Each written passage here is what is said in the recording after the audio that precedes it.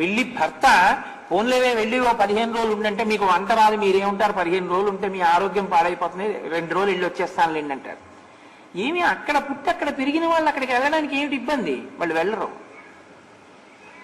భర్త అంటే అంత అపేక్ష. అక్కడ ఉండి మరి నువ్వు అంత తలుచుకుంటే నువ్వు భర్తతో కలిసి లేవా మానసికంగా? సాలదు వాళ్ళకి. తనంటూ వండితే ఆయన కోసమే, తనంటూ తిరిగితే ఆయన కోసమే, తను అలంకరించుకుంటే ఆయన కోసమే, తను ఎదురు చూస్తే ఆయన కోసమే, తను దెబ్బలాడినా ఆయన్ని, ఆయన దెబ్బలాడినా తన్ని, కొట్టుకున్న వాళ్ళిద్దరే, తిట్టుకున్న వాళ్ళిద్దరే, కలిసి ఉన్న వాళ్ళిద్దరే. అదే దాంపత్యం అంటే కదండి. ఇది దాంపత్యంలో ఉన్న అందం. ఇది తెలుసున్నవాడు ఏ దంపతుల్ని విడతీసే ప్రయత్నం వాగ్రూపంగా కూడా ఒక్కనాటికి చేయకూడదు.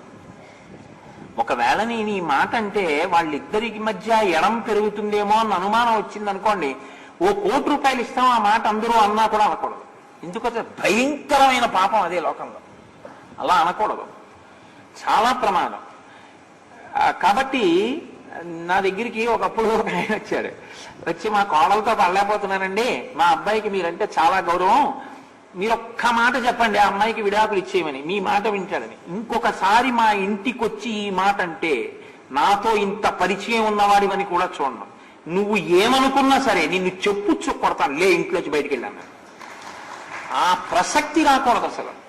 కాబట్టి సుందరకాండని మీరు సుందరకాండగా వినకండి, సుందరకాండలోంచి జాతి వజ్రాలని ఏరుకోండి.